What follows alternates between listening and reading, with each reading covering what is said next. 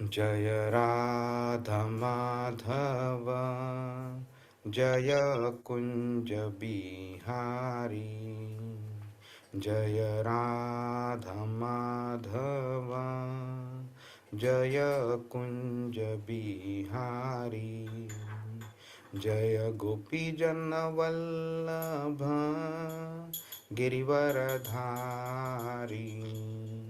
जय गोपी जन वल्लभ गिरिवरधारी यशोदानंदन व्रज जन रंजन यशोदानंदन व्रज जन रंजन यमुना तीरा वनचारी यमुना तीरा वनचारी जय राधा माधव जय कुंज बिहारी हरे कृष्ण कृष्ण कृष्ण हरे हरे हरे राम राम राम हरे हरे हरे कृष्ण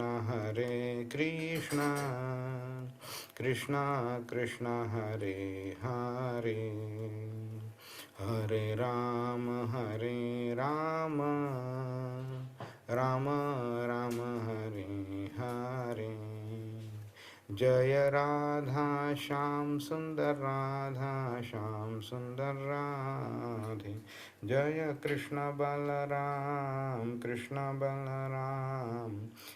बलराम जय कृष्ण बलराम जय गौरानिताय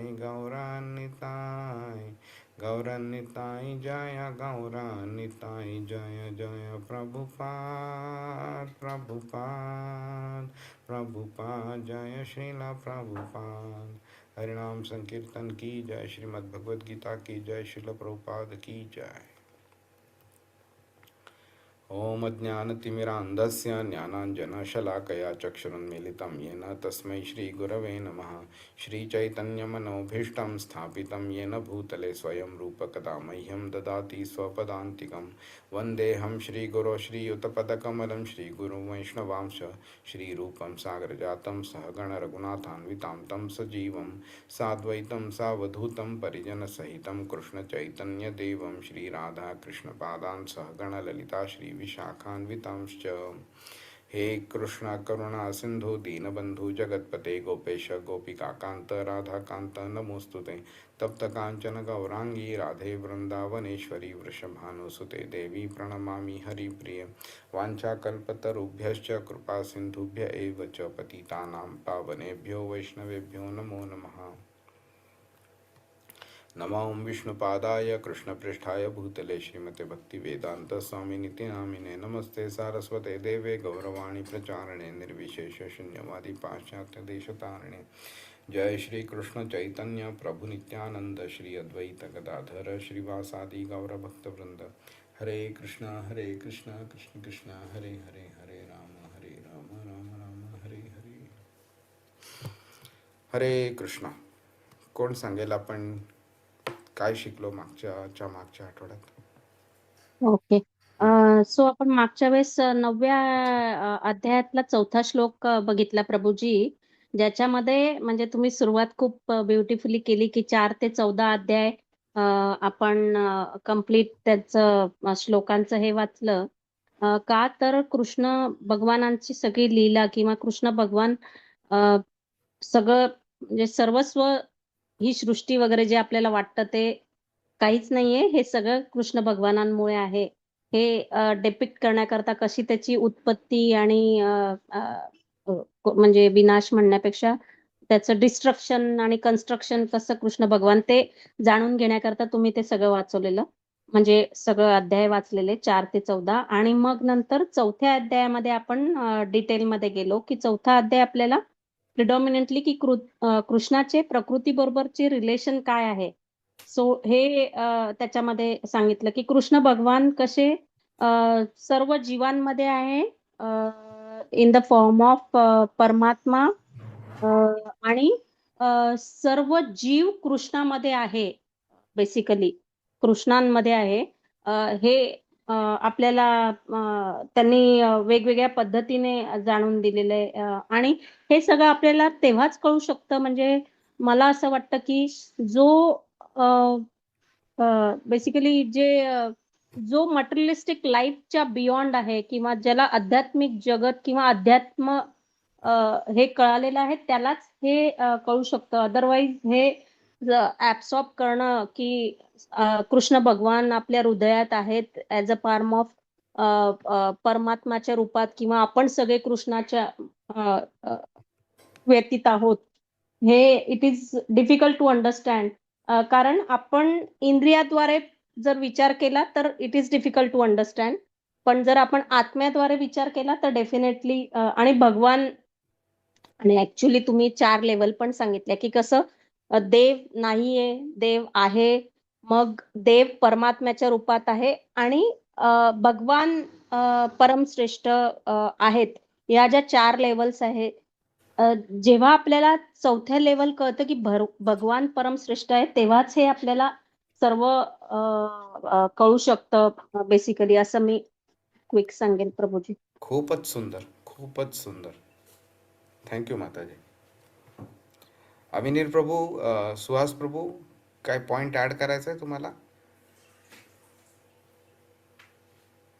हो, प्रभू माताजींनी भरपूरसं कव्हर केलं. आपण 9.4 पासून 9.14 पर्यंत आपण ट्रान्सलेशन सगळे आपण रीड केलेले, आणि त्याच्यामध्ये एकंदरीत क्रिएशन आणि डिस्ट्रक्शनची प्रोसेस आहे. पण बरोबर. त्याच्या मागे जे रिलेशन आहे ते कृष्णाबरोबर आहे. मेन जो आहे बरोबर. म्हणजे 4थ्या वर्ष पासून तर 14व्या वर्ष पर्यंत हे मीन्स त्याचं प्रकृतीचं रिलेशन जे क्रिएशन आहे ते that is related to Krishna. हे बरोबर. इम्पॉर्टंट आहे. खूप छान, खूप आणि छान. तुम्ही आणखीन एक सांगितलं आहे जे आहे, जे पण माताजीने एक्सप्लेन केले, ते जी फिलॉसॉफी आहे ती अचिंत्य भेदाभेद, म्हणजे कृष्ण सगळ्यांमध्ये आहेत, सर्व व्यापक आहेत, परंतु त्यापासून ते अलिप्त आहेत, म्हणजे या गुणांपासून ते अलिप्त आहेत. हे फक्त हे जे वर्स आहेत, जे 10 वर्ष आपण जे रीड केले, त्याचं प्रिन्सिपल और जे जे कन्क्लुशन आहे एकंदरीत हे मला कळलं खूप छान, अचिंत्य भेदात. खूप छान. ठीक आहे. तर आपण आता बघूया 5वा श्लोक. न च मत्स्थानि भूतानि पश्य मे योगमैश्वरं भूतभृन्न च भूतस्थो ममात्मा भूतभावनः. मी वाचतो. हरे कृष्णा प्रभूजी. हां. तरीही सर्व सृष्ट पदार्थ माझ्यामध्ये स्थित नाहीत. माझे हे योग ऐश्वर्य पहा. जरी सर्व जीवांचा पालन पोषण करता आणि सर्व व्यापी मी आहे, तरी सुद्धा मी या व्यक्त सृष्टीचा अंश नाही. मी स्वतःच सर्व सृष्टीचे उगमस्थान आहे. हरे कृष्ण. हरे कृष्णा. आता आपण 4था श्लोक आहे ना, त्याचं जरा ट्रान्सलेशन एकदा परत वाचूया. मग ह्याचं आपल्याला कॉन्टेक्स्ट कळून येईल. काय केलं आहे? हा 4थ्या श्लोकाचं ट्रान्सलेशन, अनुवाद आपण जर वाचलं ना की आपल्याला लगेच कळेल की 5व्याचं कंटिन्युएशन कसं आहे ते. तर मी माझ्या अव्यक्त रूपाद्वारे हे सर्व जगत व्यापले आहे, हे ठीक आहे, हे समजू शकतो. आता जो कॉन्ट्रॅडिक्शन चालू होतं ना, ते इकडे सर्व जीव माझ्या ठाई आहेत परंतु मी त्यांच्या ठाई नाही. ठीक आहे. आणि नंतर तो पुढे काय बोलतो? हं? सर्व सृष्ट पदार्थ माझ्यामध्ये स्थित नाहीत. मग परत उलटं बोलतो. आधी बोलतं मत्स्थानी सर्व भूतानी, नंतर बोलतं नच मत्स्थानी भूतानी. तर ह्या कॉन्ट्रॅडिक्शनचं उत्तर आपण मागच्या श्लोकात बघून घेतलेलं आहे आणि परत थोडं आपण ह्या श्लोकात पण बघून घेऊ. पण कोणाला आठवतंय की ते काय कॉन्ट्रॅडिक्शन आहे आणि कृष्णाने काय उत्तर दिलेलं, आपण काय बघितलेलं मागच्या वेळेला? कोण सांगेल?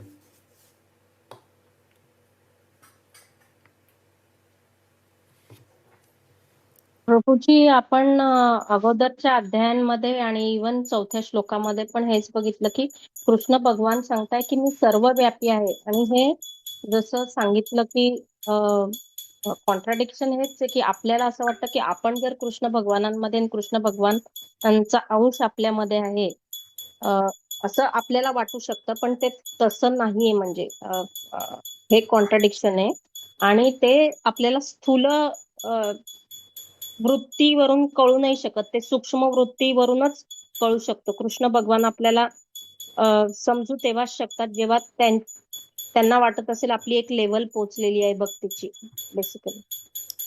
नाही, ते तसं नाही आहे ते. तर आता इकडे म्हणजे कसं आहे की कृष्णाचे दोन वेगळे रूप आपल्याला दिसत आहेत. एक तर परमात्मा आणि भगवान. ओके, तर परमात्मा रूपी तो बोलतोय की मत्स्थानी सर्व भूतानी, माझ्यामध्ये सगळं काही स्थित आहे म्हणून. आणि भगवानांच्या अँगलनी तो बोलतोय नच मत्स्थानी भूतानी. आता ह्याचा मेन अर्थ काय होतो की बऱ्याच लोकांना गैरसमज असतो की मुक्ती मिळाल्यावरती आत्मा भगवान किंवा परमात्म्यामध्ये विलीन होतो म्हणून, किंवा ब्रह्मणमध्ये विलीन होतो. तर कृष्ण इथे तो हेतू और तो जो अर्थ आहे तो खोडून काढतोय इथे, की तुम्ही माझ्यामध्ये विलीन होत नाहीत, तुम्ही माझ्यामध्ये येत नाहीत, न च मत्स्थानी भूतानी. ठीक आहे. तर आणि बिकॉज ते कॉन्ट्रॅडिक्शन आहे आणि त्याला समजण्याची ती तुम्ही सांगितल्याप्रमाणे ती लेवल एक आली पाहिजे, मग आपल्याला समजू शकतं. ते बरोबर आहे ते. तर इकडे कृष्ण बोलते पश्चिमे योगमैश्वरम, मिनिंग त्याचं हे जे योग, ऐश्वर्य योग आहे, त्याचं ऐश्वर्य रूप जे आहे ते समजणं, त्याच्याकरता सुद्धा एक लेवल आपल्याला वाढवावी लागते. हे तर तो आधी त्यांनी बऱ्याच ठिकाणी बोलला, मी सर्व जीवांचा पालन पोषण करता आहे, मी सर्वव्यापी आहे. आधीच्या श्लोकात पण बोलला जगदव्यक्त मूर्तीना मी सर्वव्यापी आहे म्हणून. तरी सुद्धा तो बोलतोय मी या सृष्टीचा अंश नाही, कारण मी स्वतःच या सृष्टीचे उगमस्थान आहे. तर जेव्हा आपण बोलतो ना की एका इंजिनियरनी एक गाडी बनवली, तर जर आपण उलटं जर त्याला लावलं की गाडीने इंजिनियरला बनवला तर तो मूर्खपणा ठरेल. तर इथे कृष्ण तेच दाखवून देतोय की मी सृष्टीचा अंश नाही, कारण मी सृष्टीचा कर्ता आहे. सृष्टी मी बनवली म्हणून जन्माला आली आहे, तर ती सृष्टी मला कशी बनवू शकेल? तर जेव्हा लोक बोलतात ना की नेचर इज गॉड, तर त्यांनी हा श्लोक वाचला तर मे बी त्यांना थोडं समजून येईल की nature is not God, nature is not independent, nature is dependent on Krishna. Because कृष्णाने नेचर बनवलेलं आहे, मी सर्व सृष्टीचे उगमस्थान आहे म्हणून. बघा तुम्ही, मी भगवद्गीता आपण शिकायला चालू केलं तेव्हापासून मी बोलतोय की भगवद्गीता तुमचे असे बरेच गैरसमज आहेत जे आपल्याला सोसायटीने, आईवडिलांनी किंवा नातेवाईकांनी किंवा शाळा कॉलेज वगैरे वेगळ्या वेगळ्या लोकांनी आपल्याला चुकीचे समज जे शिकवलेले आहेत, तेच समज कसे खोडून काढते भगवद्गीता, त्याचं हे अजून एक उदाहरण आहे. कृष्ण बोलतोय मी स्वतःच सर्व सृष्टीचे उगमस्थान आहे. तर उलट नंतर आपल्याला शिकवलं जातं की नेचर इज गॉड, की नाही, नेचर आणि गॉड हे डिफरंट आहेत. गॉड इंडिपेंडंट आहे, नेचर डिपेंडंट आहे. गॉड क्रिएटर आहे, नेचर इज क्रिएटेड, प्रॉडक्ट आहे गॉडचं. ठीक आहे. तर हा आपण आता ह्या श्लोकांमध्ये काही असे पॉईंट्स आपण बघून घेणार आहोत. तर कृष्णाने 4थ्या श्लोकामध्ये काय सांगितलं की सर्व भूते त्याच्यामध्ये स्थित आहेत, विश्रांती घेतात. आणि तो बोलतो की नंतर बोलतो नाही, ते माझ्यात स्थित नाही म्हणून. तर हे विरोधाभास दिसू शकतं, पण ते हेतुपूर्वक आहे. असं नाही आहे की बाबा कृष्ण बोलता बोलता एक स्लिप ऑफ टंग झाली की अरे नाही नाही सॉरी, ते आपल्या पॉलिटिशियनचे कसे होतात ना स्लिप ऑफ टंग, की बोलायला एक जातात आणि बोललं दुसरं जातात, त्यांना त्यांची समज त्या लेवलची नसते. पण कृष्णाची इथे स्लिप ऑफ टंग नाही आहे, हे हेतुपूर्वक आहे. हे प्रकट करतंय की सगळं काही त्याच्यावरती अवलंबून आहे, तरी पण तो ह्या कार्यापासनं पूर्णपणे अलिप्त आहे, ह्या कार्याचा दबाव नाही आहे. आपल्याला होतं ना कधी कधी ऑफिसमध्ये भरपूर रिस्पॉन्सिबिलिटी आपल्यावरती एकदम येते आणि काय करू काय नाही कळत आहे, आणि शेवटी मग त्या प्रेशरमुळे नंतर आपण एकदम गळून पडतो, एकदम आपल्याला पुढे काय करायचं सुचत नाही. पण इथे तो दाखवते की बाबा मी ह्या सगळ्या माझ्या ऊर्जा आहेत हां, भूमिरापो अनलो वायू खम्मनो बुद्धिरेवच त्यांनी सांगितलं तिकडे. आणि अजूनही त्याच्या भरपूरशा अशा ऊर्जा आहेत. त्या ऊर्जांना त्यांनी क्रिएट केले आणि त्यांना प्रत्येकाला एक रिस्पॉन्सिबिलिटी दिली आणि ते सगळं त्या रिस्पॉन्सिबिलिटी इंडिपेंडंटली पार पाडत आहेत. आणि कृष्ण ह्या सगळ्यांचा करता करविता आहे, तरी पण तो आरामात त्याच्या गोलोकधाममध्ये बसून आरामात विश्रांती घेतोय, मजा करतोय, त्यांच्या भक्तांशी खेळतोय, गोपींशी खेळतोय. हे सगळं तो करतोय. पण तरीसुद्धा या सगळ्या गोष्टींची रिस्पॉन्सिबिलिटी त्यांनी घेतलेली आहे.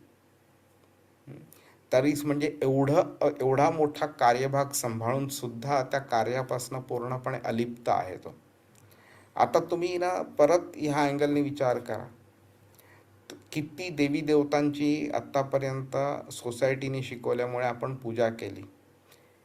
एक देवी किंवा एक देवता, त्यांचं जे काही चरित्र आहे, पुराण त्यांच्या नावाने आहे वगैरे, कोणतंही घ्या तुम्ही, आणि त्या एका कोणत्याही पुराणामध्ये एक असा श्लोक किंवा एक शब्द असा शोधून दाखवा ज्याच्यामध्ये त्यांनी इतकं क्लिअरली लिहिलेलं आहे की मी सर्व सृष्टीचे उगमस्थान आहे, म्हणून माझ्यामुळे सृष्टी क्रिएट झाली आहे, हे शोधून दाखवा तुम्ही. मग आपण त्यामुळे पुढे बोलू. कोणीच बोलणार नाही, कारण त्यांना स्वतःला ते माहीत आहे की ते सुद्धा कृष्णापासनं डायरेक्टली किंवा इनडायरेक्टली आलेले आहेत. त्यामुळे ते खोटं बोलणारच नाहीत की मी सृष्टीचा उगमस्थान आहे म्हणून. हे सगळं कृष्णाच्या शक्तींद्वारे केलं जातं आणि तरीसुद्धा तो पूर्णपणे अलिप्त आहे तो. आणि नंतर मग बघा कसं बोलतो, पश्यमे योगमेश्वरम, की बघा माझा ऐश्वर्य योग कसा आहे, म्हणून मी सगळ्यात आहे तरी पण मी सगळ्यात नाही आहे. आणि म्हणून त्याला चैतन्य महाप्रभूंनी अचिंत्य भेदाभेद तत्व असं नाव दिलेलं आहे त्याला. तो आपल्याला मुद्दामून हे सांगताना आपल्याला तो असं आमंत्रित करतोय की बाबा माझं हे ऐश्वर्य योग बघ आणि त्यातनं शिक की हा विरोधाभास नाही आहे, पण ह्याच्यावरती तू विचार करतो की मी काय आहे, मी तुमच्या इमॅजिनेशनच्या पलीकडे आहे तो. ओके, तो संपूर्ण सृष्टीला तो पालन करतोय, पोषण करतोय, टिकवतोय तो, पण त्याच्यामुळे तो प्रभावित नाही आहे. आणि म्हणून तो नंतर पुढे बोलतो की ह्या कर्मांनी मी बद्ध नाही आहे म्हणून, कारण तो कम्प्लिटली तो सेल्फलेसली करतोय. आणि तेच तो आपल्याकडनं एक्सपेक्ट करतो की तुम्ही जेव्हा कर्म कराल त्यावेळी तुम्ही स्वार्थाकरता करू नका, तुम्ही माझ्या सेवेकरता करा. मग मी तुमच्या सगळ्या दुःखांचं, सगळ्या पापांचं आणि पुण्यांचं मी काळजी करीन, काय करायचं आहे त्याचं ते म्हणून. हे खरं पुरुषोत्तम, परम पुरुषोत्तम भगवानांचं हे लक्षण आहे की सगळ्यांमध्ये आहे, म्हणजे त्याच्याशिवाय काहीही शक्य नाही आहे. तरीसुद्धा तो बोलतो मी कम्प्लिटली इंडिपेंडंट आहे, कम्प्लिटली अलिप्त आहे मी. आणि आपण मगाशी बोलल्याप्रमाणे परमात्मा आणि भगवान हे दोन दृष्टिकोन आहेत.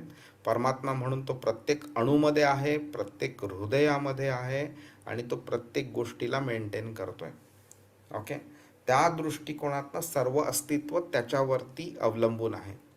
ओके, आणि भगवान म्हणजे कसं आहे की सर्व त्यांच्यामध्ये विश्रांती घेत नाहीत, कारण ते भगवान आहेत. आपण त्यांच्या शरीरामध्ये मर्ज होत नाही, हे आपण ह्याच्यातनं शिकून घेतलं पाहिजे. त्याच्या मूळ जो स्वरूप आहे, ओके, ते भौतिक संपर्काच्या पलीकडे आहे. तो भौतिक जगामध्ये उतरला ह्याचा अर्थ नाही की बाबा त्याचं शरीर आपल्यासारखं बनून जातं. तुम्ही आता सोशल मीडियावरती एखादा व्हिडिओ बघत असाल, तुम्ही कोणीतरी असं दाखवलं आहे एका व्हिडिओमध्ये की पांडव आहेत, कृष्ण म्हणजे त्याला ते शब्द पण चुकीचे वापरतात की कृष्ण मेला असं बोलतात ते. जेव्हा कृष्ण मेल्यानंतर कृष्णाचं शरीर जाळलं, हे असे शब्द वापरतात, ते कम्प्लिटली चुकीचं आहे. ह्याबद्दल आपण कधी मागे बोललेलो असू डेफिनेटली, पण जेव्हा कृष्णाने अवतार संपवायचा निर्णय घेतला त्याच्या काही वेळ आधी ब्रह्मदेव आणि वेगळे वेगळे देवी देवता कृष्णाकडे प्रार्थना करत आलेली की भगवान, आम्ही तुम्हाला विनंती केलेली, प्रार्थना केलेली, म्हणून तुम्ही आमच्याकरता तुम्ही अवतार घेतला तुम्ही, आणि तुम्ही बरंच कार्य केलेलं आहे, आता आमच्या दृष्टीने ते सगळं कार्य संपलेलं आहे.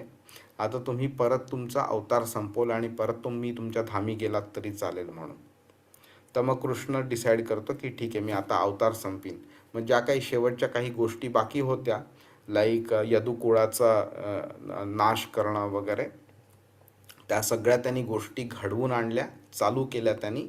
आणि नंतर मग तो एका झाडावरती असा पहुडला, तिथे झोपला. म्हणजे पायावर, उजव्या पायावरती डाव्या पाय ठेवला आणि त्या तिकडे लवंडला थोडा तिकडे. त्यावेळी एका पारध्यानी त्याच्या डाव्या पायाच्या करंगळीला बाण मारला. हां, आणि मग त्यांनी ते कारण घेतलं आणि ते बोललं की आता मी जातो परत. तर त्याचा अर्थ लोकांनी काय काढला की डावा पायाच्या करंगळीला मारला म्हणून कृष्ण मेला. आता गंमत बघा, तुमच्या माझ्यासारखी व्यक्तीसुद्धा अख्खा डाव्या पायाची करंगळी तर जाऊन दे, पूर्ण डावा पाय काय, दोन्ही पाय काय, दोन्ही हात जरी तोडले आपले, शरीरापासून कापून जरी टाकले तरीसुद्धा आपण मरणार नाही, आपण जिवंत राहू. कारण पाय आणि हात नसल्यावरती माणूस मरत नाही. तर त्याच्यानंतर ती व्यक्ती ज्या दिशेला बाण मारला त्या पारधी, तो त्या दिशेला आला. तो नंतर त्याला कळलं की त्यांनी भगवानांना हे म्हणजे भगवानांच्या करंगळीला लागलाय म्हणून. आणि मग तो त्यांची माफी मागायला लागला. त्यांच्या पायातनं त्यांनी तो बाण काढला आणि कृष्णाने सांगितलं, तू काहीही चूक नाही केली, हे सगळं मी घडवून आणलंय, माझी इच्छा होती म्हणून तू हे केलेलं आहेस, तुझ्याकडनं मी घडवून आणलंय म्हणून. आणि त्याला तो वरदान देतो आणि तो बोलतो की तुला हा जन्म तुझा शेवटचा असेल, त्यानंतर तुला जन्म घ्यायची आवश्यकता नाही. आणि नंतर मग दारुक नावाचा त्याचा जो सारथी होता, दारुकला स्वतःच्या रथासकट तो घेऊन वरती गेला. तो हे संपूर्ण श्रीमद भागवतममध्ये दिलेलं आहे. गंमत काय होते की आपण एवढी 18,000 श्लोकांचे पुराण आपल्या जवळ असताना सुद्धा, 700 श्लोकांची भगवद्गीता जवळ असताना सुद्धा आपण ह्यांच्यामधनं नॉलेज मिळवायचा प्रयत्न करत नाही. आणि आपण कपोलकल्पित लोकांचे जे विचार आहेत त्यांचे व्हिडिओज वगैरे बघतो आणि त्यातनं नॉलेज मिळवायचा प्रयत्न करतो. आणि ते मोस्ट ऑफ द टाइम्स ते नॉलेज चुकीचंच असतं, कारण ते गुरु, साधू आणि शास्त्र ह्या माध्यमातून आलेली नसतं नॉलेज. तर सांगायचं हे असं आहे की भगवानांना आपल्यासारखं समजून आपल्या लेवलला त्यांना खेचून आणून पाडू नये कोणी. भगवान हे भगवान आहेत. ते जरी पृथ्वीवरती अवतरले तरी त्यांचं शरीर सच्चिदानंदच आहे. आपला आत्मा आणि आपलं शरीर हे दोन्ही वेगळ्या वेगळ्या गोष्टी आहेत. भगवानांचं शरीर, भगवानांचा आत्मा हे वेगळं नाही, एकच आहे ते. तर ह्या गोष्टी जर आपण समजू शकलो ना तरच आपण भगवानांची लेवल समजू शकू. अदरवाईज आपण त्यांना आपल्यासारखंच समजू आपण त्यांना. तर भूतभृत म्हणजे तो सगळ्या जीवांचा आधारकर्ता आहे. ओके. आणि तरीही भौतिकदृष्ट्या त्यांच्यात स्थित नाही आहेत, न च भूतस्थ.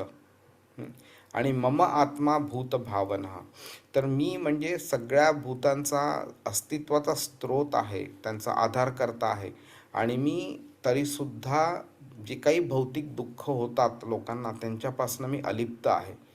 दुःखासाठी ते स्वतः ती व्यक्ती जबाबदार आहे, मी जबाबदार नाही, असं कृष्ण बोलतोय. ओके.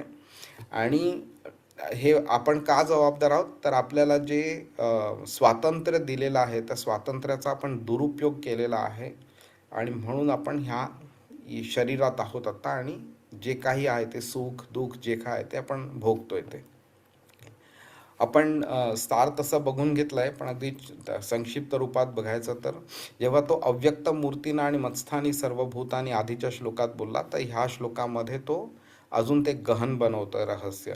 तो बोलतोय की नच मत्स्थानी भूतानी, ते माझ्यामध्ये विश्रांती घेत नाहीत.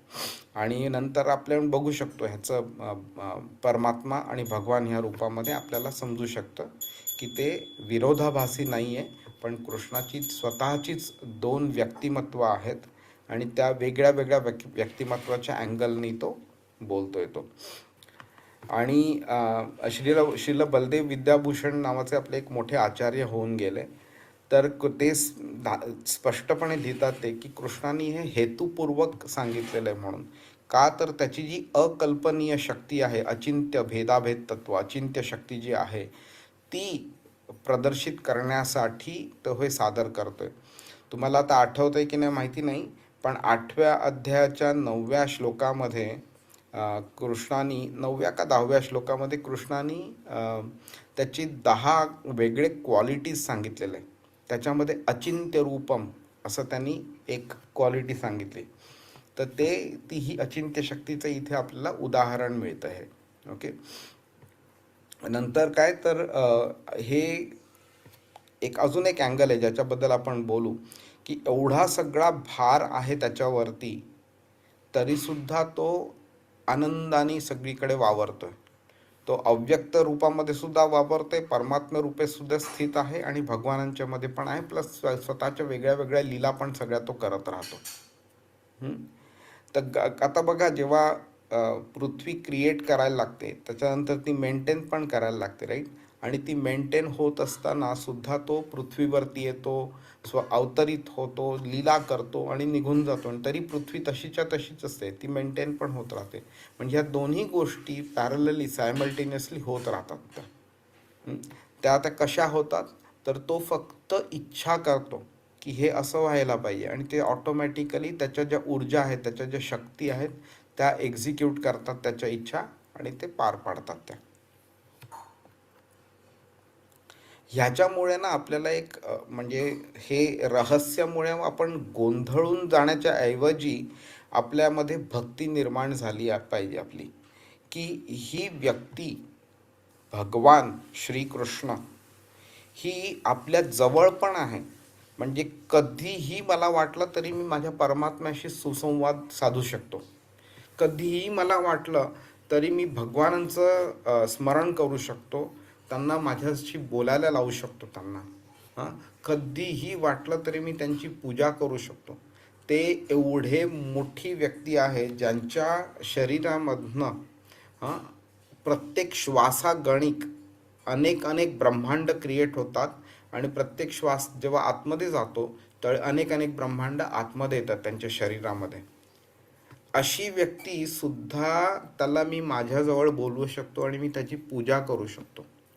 मी त्याला फळ, फूल, पाणी, तुळशी वगैरे सगळं देऊ शकतो आणि तो घेतो माझ्याकडनं. ह्याच्यामुळे भक्तिभाव निर्माण झाला पाहिजे आपला. असं नाही आहे की त्यांनी एक कॉम्प्लेक्स थिअरी टाकली आहे, तुम्हाला समजली तर समजली, नाही समजली तर नाही समजली, मला फरक नाही पडत, असं नाही आहे. ते तुम्हाला कॉम्प्लेक्स थिअरी टाकली आहे, आम्ही शिकवलं सुद्धा आहे आणि ते शिकल्यानंतर तुम्ही काय केलं पाहिजे ते सुद्धा तो सांगतोय आपल्याला. ठीक आहे. हे नचमत्स्थानी भूतानी, त्याच्यामुळे कृष्ण सर्वोच्च आहे हे कसं प्रस्थापित होतं ते आपण बघून घेऊया. तर हे जीव आहेत हे त्याच्यामध्ये निवास करत नाहीत हे तो इकडे सांगतोय. त्यामुळे कृष्ण ही जी कल्पना जी आहे ना की भौतिकरित्या तो असा म्हणजे सगळीमध्ये सामावलेला आहे, तर तो ती कल्पना की बाबा एकत्व म्हणतो ना त्या दृष्टीने तो ती कल्पना नाकारतोय तो. म्हणजे असं नाही आहे की एखाद्या व्यक्तीने बोललं की भगवानांनी सृष्टी बनवली आणि भगवान आणि सृष्टी सेम आहे, ही कल्पना तो नाकारतोय. तो इकडे दाखवून देतोय की सृष्टी वेगळी आहे आणि मी वेगळा आहे आणि आमच्या दोघांमध्ये रिलेशनशिप काय आहे तर मी ही सृष्टी बनवलेली आहे, मी सृष्टीचा पोषण करता आहे, मी पालन करता आहे आणि मी सृष्टीचा करता आहे. मी सृष्टीने मला बनवलेलं नाही आहे किंवा मी आणि सृष्टी इक्वल लेवलवरती नाही आहोत. आणि ते त्यांनी आपल्याला 8व्या अध्यायात पण शिकवलं आहे की सृष्टीला तो डिस्ट्रॉय पण करतो, नुसतं क्रिएट नाही करत आहे. त्यामुळे जी व्यक्ती डिस्ट्रॉय करू शकत आहे ती व्यक्ती स्वतः तीच गोष्ट कशी असू शकते. ती गंमत काय होते की लोकांना वाटतं की नेचर इज गॉड, त्यामुळे ते त्याप्रमाणे नेचरची पूजा करतात आणि गॉडला ते खालच्या लेवलवरती खेचून आणतात. ते तरी कृष्ण बोलतोय की मी ह्या सृष्टीला बनवलंय तरी सुद्धा मी एक भिन्न असा परमपुरुष आहे. म्हणून सृष्टी मला कधी अशी म्हणजे माझ्या अस्तित्वाला निगेट करू शकणार नाही, नकारू शकणार नाही कधी. ब्रह्मसंहितामध्ये ब्रह्मदेव सुद्धा कृष्णाची प्रार्थना करताना हेच म्हणतात 35व्या श्लोकामध्ये की भगवानांचं अमर्याद आणि अप्रभावित असं स्थान आहे ते. म्हणजे अमर्याद म्हणजे त्यांच्या पॉवरला काही लिमिटच नाही आहे, आणि एवढं असून सुद्धा कोणतीही त्यांची क्रिएशन त्यांच्यावरती प्रभाव नाही टाकू शकत. ब्रह्मदेव म्हणतात की ती व्यक्ती एक अभिन्न अशी एक संस्था आहे, कारण शक्ती आणि शक्तीचा धारक यात कोणताही फरक नाही. त्यामुळे जे एवढे वेगळे वेगळे विश्व निर्माण होत आहेत, ओके, तरीसुद्धा शक्तीचा धारक तसाच आहे, त्याला काहीही फरक पडत नाही आहे. ते ईशोपनिषदमध्ये एक श्लोक आहे ना, ओम पूर्णमद पूर्णमिदम पूर्णात पूर्णमुदच्यते पूर्णस्य पूर्णमादाय पूर्णमेवावशिष्यते.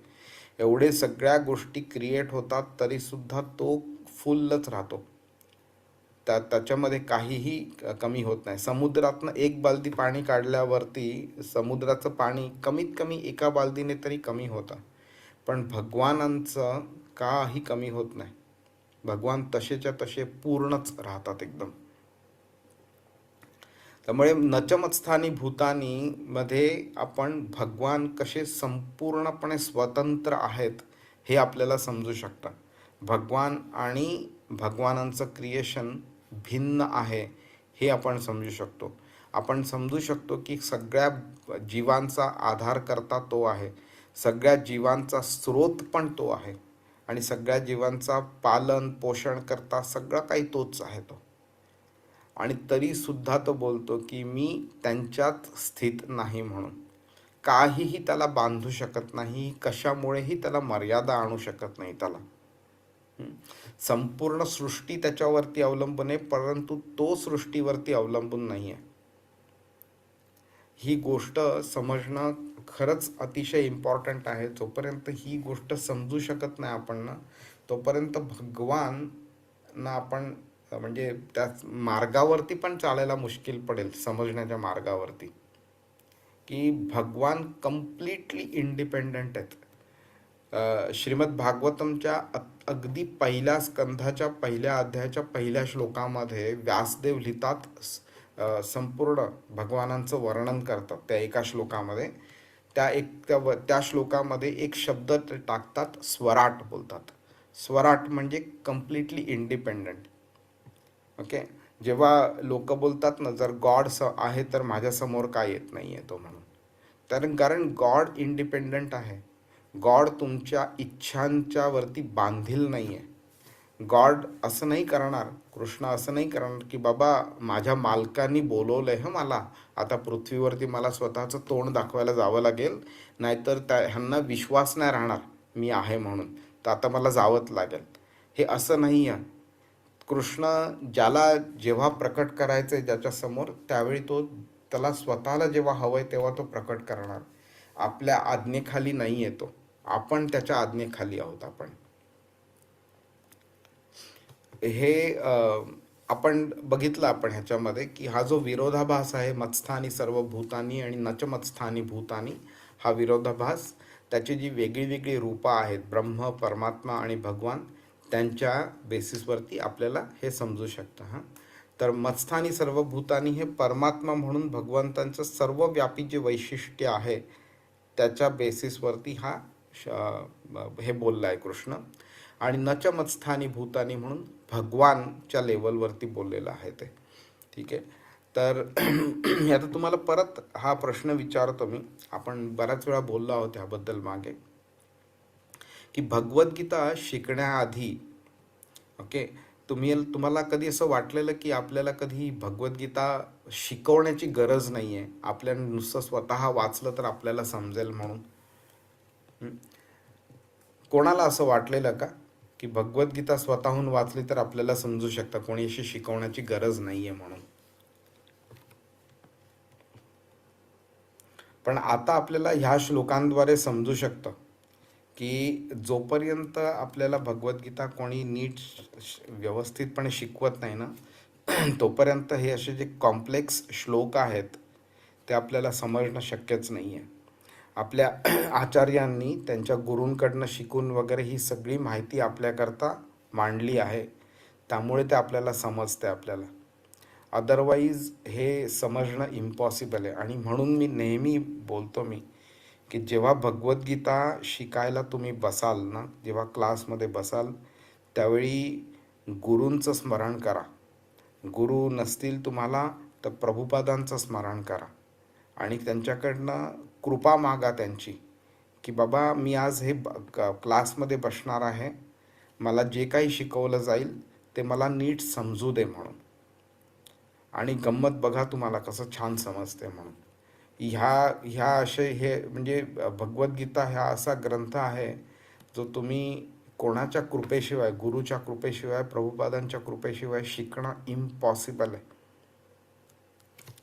ते हे जे पैलू समजायचे आहेत भगवान आणि परमात्मा, हे प्रभुपादांच्या कृपेशिवाय, गुरुच्या कृपेशिवाय इम्पॉसिबल आहे हे समजणं.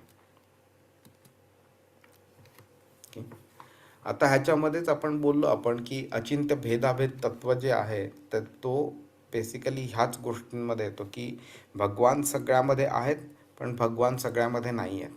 मी भगवानांमध्ये आहे पण मी भगवानांमध्ये नाही आहे. तर ह्या सगळ्या गोष्टी समजणंच म्हणजे काय आहे की जे अचिंत्य आहे, म्हणजे कॉमन लेवलचं जेव्हा नॉलेज असतं त्या बेसिसवरती हे समजणं शक्य नाही आहे. त्याच्याकरता तुम्हाला भगवंताचा भक्तच बनावा लागेल आणि मगच नंतर ते भक्त्यामाम अभिजानाती खरोखर होऊ शकतं. एक भक्त, कृष्ण बोलतो की फक्त एक माझा जो निस्सीम भक्त आहे, फक्त तोच मला पूर्णपणे जाणू शकतो.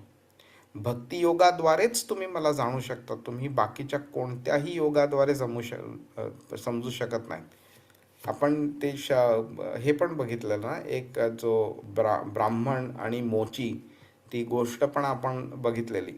त्याच्यामध्ये बघितलेलं की ब्राह्मणाला वाटतं की आपल्याला नॉलेज मिळालं आहे, आपण सगळे पठन पाठन यजन याजन करतोय आपण, तर आपल्याला ह्या जन्मी किंवा पुढच्या जन्मी किंवा कधीतरी मोक्षात आपल्याला मिळालाच पाहिजे, आपला हक्कच बनतो तो म्हणून. पण ते नॉलेज, कृष्ण बोलतो की त्या नॉलेजच्या बेसिसवरती तुम्ही माझ्यापर्यंत पोचूच शकणार नाही. तुम्ही माझ्यापर्यंत फक्त भक्तीने पोचू शकाल. आणि ती भक्ती एका मोचाने दाखवलेली. कारण जेव्हा नारद मुनी विष्णूंचा संदेश घेऊन मोची आणि ब्राह्मणांकडे दोघांकडे आले, ते मोचाने विश्वास ठेवला की हां, एका सुईच्या भोकातनं भगवान हत्तीला बाहेर काढतायत, हे होऊ शकतं, का नाही होऊ शकत. आणि असं नाही आहे की त्या मोचाला नॉलेज नव्हतं आणि फक्त भक्ती होती, बाकी काही नव्हतं, असं नाही आहे. त्यांनी त्याचं सपोर्ट पण केला की बोलते की एक छोट्याशा बीमधनं जर भगवान एवढं मोठं वटवृक्षासारखं जर झाड बाहेर काढू शकतात, तर एका सुईच्या भोकातनं हत्तीला बाहेर काढणं काय मोठी गोष्ट आहे त्यांच्याकरता. तर त्यांनी नुसतं हां भगवान बोलतात म्हणजे असं आंधळा विश्वास नाही ठेवला, तर त्याच्याकडे ते व्यवस्थित नॉलेज पण होतं. आणि हे नॉलेज भक्तीमुळेच येतं. तर म्हणून माझं सांगायचा प्रयत्न हा आहे की भगवानांबद्दल जाणून घ्यायचं असेल तर प्रभुपादांची कृपा आणि गुरुची कृपा ही मॅन्डेटरी आहे. त्याच्याशिवाय तुम्हाला काहीही समजणार नाही आहे. तर कृष्णाची ना महानता पण आपल्याला ह्याच्यामध्ये दिसू शकतं की बाबा तो नुसतं सर्व काही व्यापलेला आहे असं नाही आहे, सर्व काही मेंटेन करतोय असं नाही आहे, पण एवढं करून सुद्धा तो अलिप्त आहे. सगळं त्यांनी जे काय ते क्रिएट करायचं ते केलंय आणि जे पण काही प्रॉडक्ट क्रिएट केलंय ते ऑटोमॅटिकली इंडिपेंडेंटली वर्क करता येते.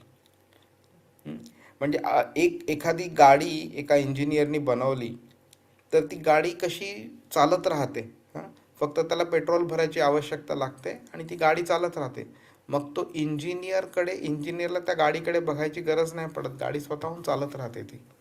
तसं कृष्णाने करून ठेवलं आहे. त्याच्या ऊर्जा सगळ्या ज्या आहेत आणि तो सगळ्या गोष्टींमध्ये परमात्मा म्हणून प्रवेश करतो आणि ते सगळं ते चक्र ऑटोमॅटिकली चालत राहते. आणि एवढं असून सुद्धा कृष्ण अलिप्त आहे, लांब उभा आहे, त्याच्या लीला ज्या करायच्या त्या करत राहतोय तो.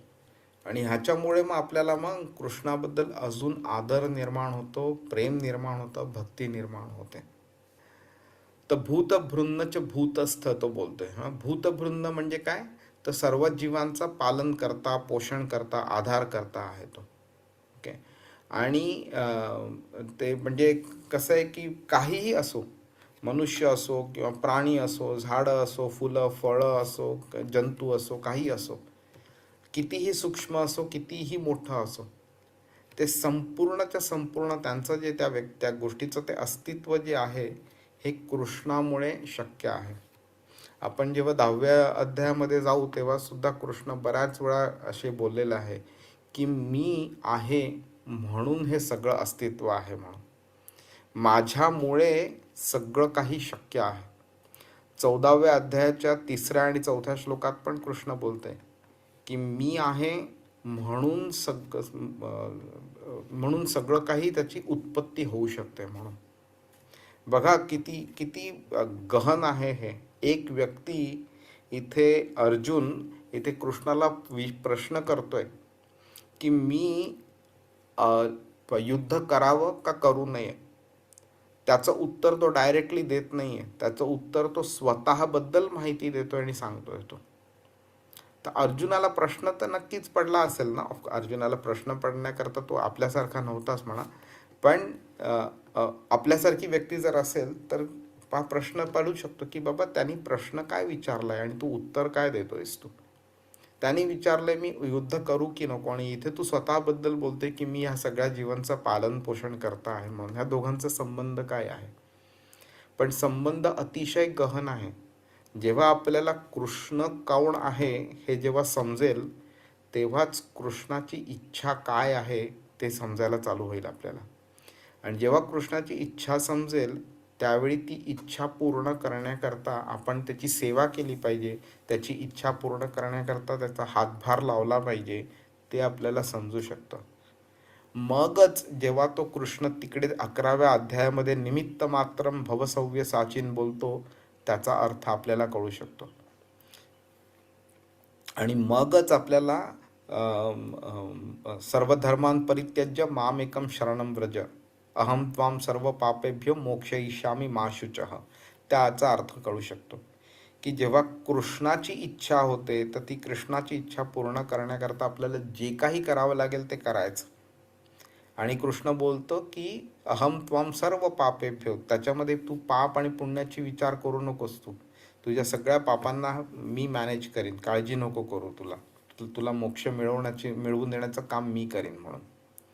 तर त्या स्टेजला पोचण्याकरता कृष्ण कोण आहे हे समजणं ॲब्सोल्युटली मॅन्डेटरी येते. त्याच्याशिवाय एक पाऊलसुद्धा आपल्याला पुढे टाकता नाही येणार, आणि ते तो शिकवतोय आता. जी व्यक्ती अर्जुनासमोर नुसती उभी आहे, 2 हाताचा श्याम सुंदर उभा आहे, अशी व्यक्ती असे मोठे मोठे स्टेटमेंट्स टाकते की सगळी भूत, सगळे जीव, सगळी सृष्टी माझ्यामुळे आहे म्हणून. ह्या नुसत्या वल्गना नाही आहेत, तर त्या ऑथॉरिटेटिव्ह फॅक्च्युअल स्टेटमेंट्स आहेत त्या. आता तो सगळं एवढं करतोय तर मग थकतोय का तो? तर तो आपण बघूया. आणि आपण एक अशी फेमस अशी व्यक्ती आहे त्याच्याबरोबर आपण त्याला कम्पेअर करू आणि आपण बोलू त्याबद्दल. जरी तो एवढा सगळ्या संपूर्ण विश्वाचं तो म्हणजे प्रकट करण्याचं काम, क्रिएट करण्याचं काम, मेंटेन करण्याचं काम, डिस्ट्रॉय करण्याचं काम करतोय, तरीही सुद्धा तो कधी थकत नाही.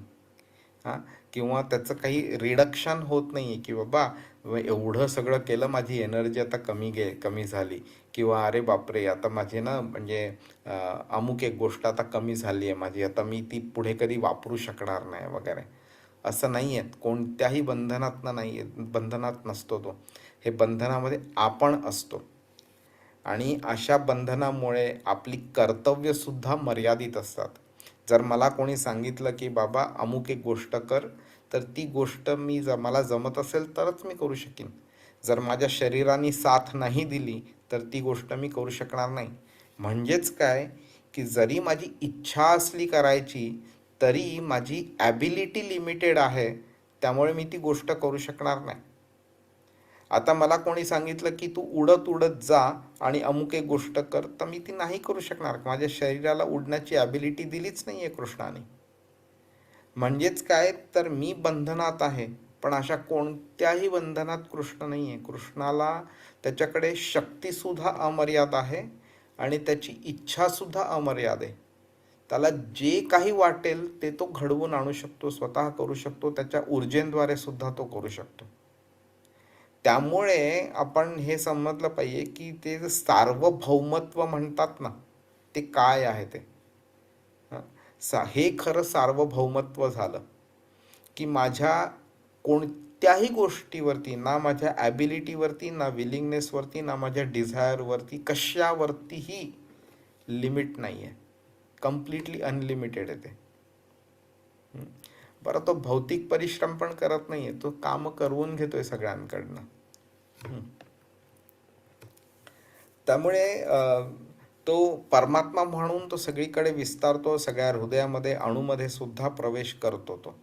आणि त्यांचं म्हणजे म्हणून भगवान हे जे मूळ रूप आहे ते एकदम अस्पर्शित असं राहतं ते.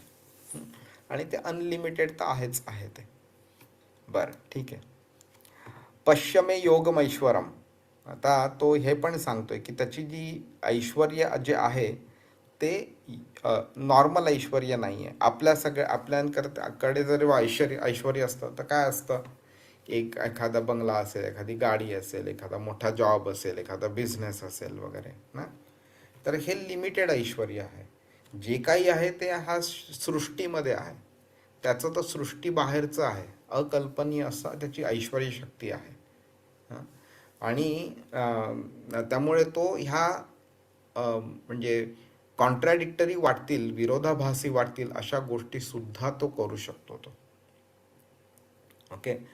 तर गंमत काय काय की एखादी व्यक्ती जेव्हा विरोधाभासी असे वाक्य बोलते त्यावेळी त्याला लगेच जाणवतं की नाही रे, आपण थोडं चुकीचं बोललो. तर मग तो काय करतो, माफी मागतो तो. हा ना, अरे नाही सॉरी, मी असं चुकून बोललो, मला हे अमुक बोलायचं होतं म्हणून. त्यामुळे ती जी विसंगती जी असते ती लगेच तो दुरुस्त करतो. पण कृष्णाचं जे स्टेटमेंट आहे ते तार्किकदृष्ट्या सुद्धा विसंगत नाही आहे ते. आणि आपलं जे लेवल आहे तर्कशास्त्राची, त्या लेवलमुळे ते आपल्याला वाटतं की ते कॉन्ट्रॅडिक्टरी आहे. पण तुम्ही जर वरच्या लेवलला गेलात तुम्ही, जाणवेल की नाही तर तो किती फॅन्टास्टिकली बोलला आहे. त्यामुळे तो ह्या गोष्टीबद्दल माफी नाही मागत येतो, अरे मी चुकून बोललो असं नाही. इनफॅक्ट तो बोलते की पश्यमे योगमैश्वरम, की बघा मी किती ग्रेट आहे म्हणून, बघा माझं ऐश्वर्य किती ग्रेट आहे. म्हणजे तो दाखवत आहे की मी काय चुकून बोललेलो नाही, पूर्ण कॉन्शियसली फुल नॉलेजनी बोललेलो आहे मी इकडे. तर हे आपल्याला समजणं खरंच आवश्यक आहे, त्याची ऐश्वर्य शक्ती काय आहे ते. आणि नंतर मग आपण आपल्या ऐश्वर्य शक्तीबरोबर त्याला कम्पेअर करायचं. मग आपल्याला समजेल की आपण किती तुच्छ आहोत त्याच्यापुढे आणि भगवान किती महान आहेत म्हणून.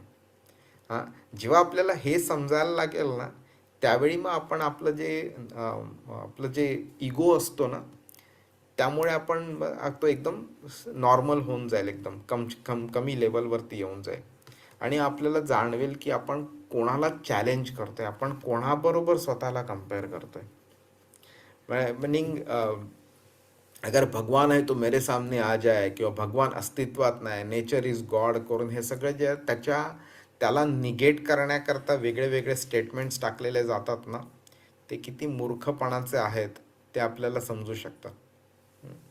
हे सगळं काही म्हणजे मी जे श्वास घेतोय आत्ता, मी जे डोळे म्हणजे पापण्या लावतायत, म्हणजे हात वरती करू शकतो, खाली करू शकतो, हे सगळं जे आहे हे त्याच्यामुळे शक्य आहे. अक्षरशः अगदी काल परवाची गोष्ट सांगायची झाली तर माझ्या एका रिलेटिव्हला थोडा डिफिकल्टी आली त्याच्या बॉडीमध्ये. तर त्याला एक पर्टिक्युलर क्षणी त्याच्या तोंडातनं शब्द बाहेर पडत नव्हते. तर सांगायची गोष्ट अशी की आपली जी बोलण्याची शक्ती आहे, विचार करण्याची शक्ती आहे, बघण्याची शक्ती आहे, श्वास घेण्याची शक्ती आहे, त्या शक्ती सुद्धा कृष्णावरती अवलंबून आहेत. आपण ह्यापैकी कोणतीही गोष्ट करू शकणार नाही जर का त्याची इच्छा नसली तर. त्यामुळे संपूर्ण सृष्टी आणि संपूर्ण सृष्टीमध्ये जेवढे काही जीव आहेत आणि सगळ्या जीवांमध्ये जी काही कार्य घडली जातात ती संपूर्णच्या संपूर्ण कृष्णावरती अवलंबून आहेत. त्याच्याशिवाय एक साधं पान सुद्धा हलणं शक्य नाही आहे. तरीही तो ह्यापासून अलिप्त आहे. म्हणजे आपण बोलू नाही शकत की तुझ्यामुळे हे झालं म्हणून. आपल्या कर्माला आपणच जबाबदार आहोत. आपणच डिसाईड केलंय की मला कृष्णा तुझ्यापासून लांब जायचंय मला. कृष्ण बोललाय जा. पण कृष्ण इतका दयाळू आहे की त्यांनी अशा रीतीने आपल्याला सोडलं नाहीये की आपल्याला म्हणजे भरकटलाय आपण आणि आपण परत त्याच्याकडे कधीच येऊ नाही शकणार. तर कृष्णाने दोरी लावून ठेवलेली आपल्याकडे की बाबा नाही, अमुक एका लेवलच्या बाहेर मी तुला जाऊन देणारच नाही, तुला परत माझ्याकडे खेचून आणणार मी म्हणून. तर हे जे आहे ना, हे त्याचं ऐश्वर्य योग आहे त्याचं, की बाबा तो सगळं काही करू शकतो. पण तरी सुद्धा त्यांनी आपल्याला एक छोटी का होईना पण एक लेवलची स्वतंत्रता दिलेली आहे त्यांनी. त्याच्यामुळे आपण ह्या भौतिक जगामध्ये आपण राहू शकतो. जे काही एन्जॉयमेंट मिळते ती एन्जॉयमेंट घेऊ शकतो, किंवा जे काही दुःख भोगायचे ती दुःखसुद्धा आपण भोगू शकतो. आणि त्याच्याकडे जायचं का नाही जायचं हा एक निर्णय पण आपण घेऊ शकतो. आणि निर्णय घेतल्यावरती त्या निर्णयाला चुकीचा जरी निर्णय असला तरी सुद्धा तो सपोर्ट करतो की बाबा तुम्हाला माझ्याकडे नाही यायचं आहे, माझ्या भौतिक जगात राहायचं आहे, नो प्रॉब्लेम, मी त्याला सुद्धा सपोर्ट करेन. कारण आज ना उद्या तुम्ही यालच माझ्याकडे. तो काही जीव ह्या जन्मी येतील, काही पुढच्या जन्मी येतील, काही अजून 100 जन्मानंतर येतील, पण येतील माझ्याकडे. तर म्हणून भौतिक तर्कशास्त्र जे आहे ना त्याच्याद्वारे कृष्णाला जर समजायचा प्रयत्न केला तर आपण त्याला समजू नाही शकणार. आपल्याला त्याला समजण्याकरता आपल्याला भक्तीचीच आवश्यकता आहे. बरं, मी म्हणालेलो ना, मी एका प्रसिद्ध व्यक्तीबद्दल मी कंपॅरिझन करीन कृष्णाला आणि तुम्हाला सांगेन. तर तुम्ही ॲटलस बघितलंय का? ॲटलस म्हणजे काय माहिती आहे का तुम्हाला? ग्लोब का? Globe map. Globe map. हां, तर ॲटलस म्हणजे काय माहिती आहे का? तर तुम्ही बघितलं असेल बऱ्याच वेळा असं चित्र वगैरे आपल्याला असं दाखवलं जातं की एक वृद्ध अशी व्यक्ती आहे आणि त्या व्यक्तीने स्वतःच्या मानेवरती पृथ्वीला धरलेलं आहे. आणि ती त्या पृथ्वीच्या भारामुळे एकदम थकली आहे. आठवतंय हे दृश्य बघितलंय कधी? अभिनीर प्रभू, सीमा माताजी? नाही प्रभूजी. ॲटलसचा मॅप जेव्हा असतो ना तर तुम्ही बघा, त्याच्यामध्ये ती एक वृद्ध व्यक्ती अशी दाखवलेली दिसते. ओके, तर हे जे ग्रीक किंवा रोमन हे जे त्यांच्या पौराणिक कथा आहेत ना त्याच्यामध्ये ॲटलसला एक देवता का देव जे काय असेल ते मानलं जातं. ओके, ती व्यक्ती एक अशी शक्तिशाली व्यक्ती दाखवलेली आहे, परंतु ती थकलेली दाखवलेली आहे. ओके, ते जे पृथ्वी आहे त्याचं वजन खांद्यावरती मानेवरती एवढं दबाव घातलेला आहे त्याच्यावरती की तो अतिशय ती व्यक्ती एकदम झुकलेली दाखवलेली आहे आणि एकदम थकलेली त्रस्त झालेली व्यक्ती दाखवली आहे. ओके, त्यांना खरं दाखवायचं हे आहे की पृथ्वीमध्ये इतक्या चुकीच्या घटना होत आहेत, त्यामुळे त्यांना तो पापाच्या बोझ जे आहे त्याच्यामुळे तो त्रस्त झालेला आहे. पण ह्यामुळे होतं काय की जर का त्याला देव किंवा देवता काहीही मानलं तरी एक प्रतिमा क्रिएट होते आपल्यामध्ये की ती दाखवते की पृथ्वीचं वजन सहन केल्यामुळे ती व्यक्ती थकलेली आहे. ती प्रतिमा काय आपल्यामध्ये दाखवते? एक मर्यादा दाखवते, थकवा दाखवते की बाबा भरपूर केल्यामुळे आता मी थकलोय. ह्याचाच अर्थ काय की अजून पुढे करण्याची माझ्यामध्ये शक्ती नाही आहे किंवा कमी वेळ करू शकेन मी. म्हणजेच काय, ती एक मर्यादा दाखवते की माझ्याकडे अनलिमिटेड अशी स्ट्रेंथ नाही आहे, माझ्याकडे स्ट्रेंथ जी आहे ती लिमिटेड आहे. ती मर्यादा दाखवते. ओके, आता असं होऊ शकतं की जेव्हा आपण बोलतोय की कृष्ण संपूर्ण सृष्टीचं पालनपोषण करता आहे, संपूर्ण सृष्टीला त्यांनी क्रिएट केलं, त्यामुळे अशी जी ॲटलसच्या बाबतीमध्ये जी मर्यादा अशी दिसून येते ना, ती कल्पना होते, ती कल्पना आपण कृष्णावरती अप्लाय करू शकतो, पण ती चुकीची आहे, ती बरोबर नाही आहे.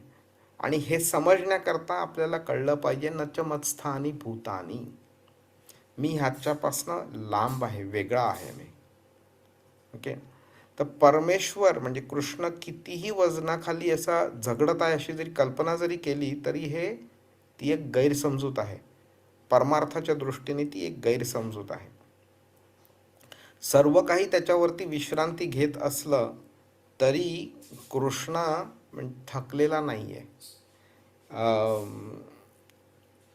ब्रह्मसंहितामध्ये ना एक श्लोक आहे ज्याच्यामध्ये कृष्णाला ब्रह्म बोलतोय की तू नवयौवनमच आहेस, म्हणजे कितीही काळ लोटला तरी तू युवा अवस्थेतच आहेस. त्यामुळे अशी देवाला अशी वृद्ध व्यक्ती बनवणं आणि तशी काही प्रतिमा डोळ्यासमोर आणणं हा निव्वळ मूर्खपणा आहे. ओके. कारण का तर देव कृष्ण स्वतः अमर्यादित आहे. अमर्यादित असल्यामुळे कोणत्याही प्रकारचं जे कार्य असो त्याच्यामुळे त्याला थकवा येणं किंवा ते कष्टदायक वाटणं हा चुकीचा समज आहे. तो जेव्हा देखभाल करतो सगळ्या गोष्टींची ती यांत्रिक नसते, तो एक छान मनोभावे करत असतो. त्यांनी ऊर्जा बनवलेल्या आहेत आणि ऊर्जांना इन्स्ट्रक्शन्स पण तोच देतो. ओके. त्यामुळे जेव्हा त्याच्या मनामध्ये इच्छा होते एखादी गोष्ट करण्याची किंवा एखादी गोष्ट घडवून आणण्याची, त्यावेळी ती नुसती फक्त इच्छा आणायची गरज आहे, ती ऑटोमॅटिकली घडली जाते. त्यामुळे ॲटलस भलेही थकलेला असेल, भलेही मर्यादित असेल आणि पृथ्वीच्या भारामुळे असा म्हणजे एकदम त्रस्त झालेला असेल, झुकलेला असेल, पण कृष्ण तसा नाही आहे. कृष्ण भौतिकदृष्ट्या तो असा लिमिटेड नाही आहे. तो नेहमी आनंदी राहतो आणि अप्रभावित राहतो. त्याला कोणत्याही मर्यादा नाही आहेत त्याला. तो असा थकलेला नाही आहे, सत्ता असो किंवा कामामुळे असा झुकलेला आहे असं काही नाही आहे. तो ह्या कोणत्याही प्रकारचा थकवा त्या परम पुरुषोत्तम भगवानांना कोणत्याही प्रमाणामध्ये प्रभावित करू शकत नाही आहे. त्यामुळे आपल्या मानवी समजेच्या ज्या मर्यादा आहेत ना त्या आपण कृष्णावरती लादणं हे बरोबर नाही आहे. हा एक आपला गैरसमज आहे आणि तोच गैरसमज आपण कृष्णावरती लादणं हा चुकीचा आहे. आपण बंधनात आहोत म्हणून इतर व्यक्तीसुद्धा बंधनात आहे हे समजणं जेवढं चुकीचं आहे तेवढंच चुकीचं ते पण आहे जेव्हा आपल्याला वाटतं की आपण पृथ्वीचा भार सहन करू शकत नाही म्हणून कृष्ण पण सहन करू शकत नाही, किंवा ॲटलस थकलेला आहे, झुकलेला आहे, त्रस्त झालेला आहे म्हणजेच कृष्ण पण झुकलेला आहे, त्रस्त झालेला आहे. हे समज ही चुकीची आहे. कारण कृष्णाची शक्ती अमर्याद आहे. तो फक्त त्याच्या इच्छेमुळे सुद्धा विश्वाची निर्मिती करू शकतो आणि विनाश पण करू शकतो, देखभाल पण करू शकतो. तो हे ओळखणं आवश्यक आहे, तर मग आपण कृष्णाला व्यवस्थित ओळखू शकू आपण. हरे कृष्ण. कोणाला काही प्रश्न आहे?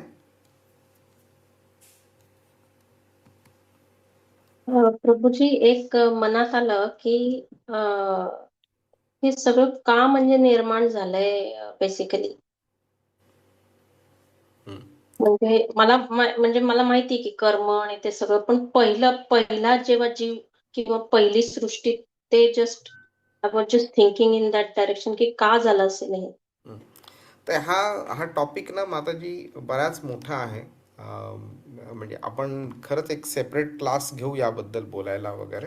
अगदी संक्षिप्त रूपात सांगायचं झालं तर आपण काही जे श्लोक आहेत ना हे प्रिन्सिपल ओरिएंटेड श्लोक आहेत. हे लाईक जीवेर स्वरूप हे नित्यर कृष्णेर नित्यदास.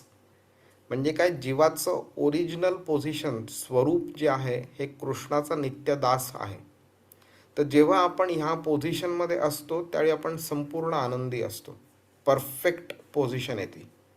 पण ह्या पोझिशन पासून आपण जेव्हा लांब जातो, आपल्याला वाटतं की मी नेहमी कृष्णाची का सेवा करावी, कधी कधी मला पण आनंद घ्यायचा आहे, नेहमी त्यालाच का छान छान भोग अर्पण करायचे, मला पण चांगलं चांगलं चांगलं खायचं आहे, ही जेव्हा इच्छा निर्माण होते ना, त्यावेळी मग आपण कृष्णाचा दास न राहता आपण स्वतःच्या इंद्रियांचं स्वामी बनायचा प्रयत्न करतो. आणि तिकडे मग कृष्ण आपल्याला बोलतं की ठीक आहे, तुला माझी सेवा करायला नाही आवडत आहे ना, किंवा कंटाळा आला आहे, किंवा त्याचं आता म्हणजे तुला असं वाटलं की ते रिपिटेशन झालेलं आहे, तर नो प्रॉब्लेम, तू जा पृथ्वीवरती भौतिक जगामध्ये, तिकडे तुला पाहिजे तेवढं एन्जॉय कर, आणि मग तुला अक्कल आली की माझ्याकडे ये. तर हे कारण असतं ज्यामुळे कृष्णाने आपल्याला इकडे धक्का मारलेला आहे भौतिक जगामध्ये. आणि नंतर मग कर्माची सायकल स्टार्ट झालेली आहे. कर्म हे फक्त भौतिक जगात आहे, हे आध्यात्मिक जगात कर्म नाही आहे.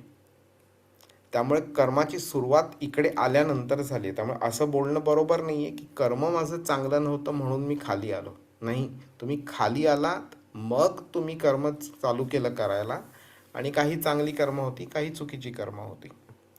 तर हे अतिशय संक्षिप्त रूपात झालेलं आहे ते. हो हो, मला मान्य आहे, पण फक्त मला म्हणायचं आहे की आपण प्रभूजींबरोबर राहून पण तर दास राहू शकतो ना, म्हणजे भौतिक जगात काय येऊन दास्यत्व पुन्हा, म्हणजे मला ते कळत नव्हतं. नाही, आपण आधी सुद्धा दासच होतो कृष्णाचे, पण त्यावेळी काही कारणांमुळे आपल्याला त्या इच्छा निर्माण झाल्या की बाबा नाही, मला पण स्वतःची इंडिपेंडंट एन्जॉयमेंट हवी आहे, आणि त्यामुळे मग आपल्याला भौतिक जगात घातलेलं आहे. तुम्हाला एन्जॉयमेंट हवी आहे तर घ्या तुमची एन्जॉयमेंट म्हणून.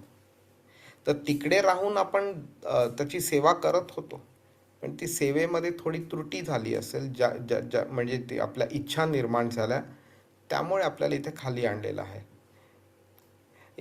हा टॉपिक म्हणजे आहे थोडा कॉम्प्लेक्स आहे समजायला, पण थोडंसं होल्ड करा ह्याला, भगवद्गीता शिकून घ्या, आणि ह्या गोष्टींची उत्तरं मिळायला स्टार्ट होतील ते. कारण म्हणजे प्रभुपाद नेहमी ह्यावरती अशी असं उत्तर द्यायचे ते की बाबा, जेव्हा आपण आत्ता ह्या क्षणी ज्या स्टेजमध्ये आहोत, त्यावेळी आत्ता आपलं प्राईम कर्तव्य भगवानांची भक्ती करणं आणि इकडनं निघून जाणं आहे. मी इथे का पडलो ह्याबद्दल आपण जास्ती विचार केला तर देर इज अ चान्स की मी ह्या भक्ती व्यवस्थित करू शकणार नाही. त्यामुळे त्या गोष्टीला आता तुम्ही थोडंसं बाजूला ठेवलं आणि भक्ती करायला चालू केली तर जास्ती फायदा होईल. अशा प्रकारे प्रभुपाद ह्याचं उत्तर द्यायचे. पण ह्याच्यावरती पुस्तकं लिहिलेली आहेत. मी तुम्ही टेक्निकल गोष्टींमध्ये इंटरेस्टेड आहात तर मी तुम्हाला काही लिंक्स वगैरे फॉरवर्ड करीन मी तुम्हाला. ओके प्रभूजी, धन्यवाद. Hare Krishna, Hare Krishna.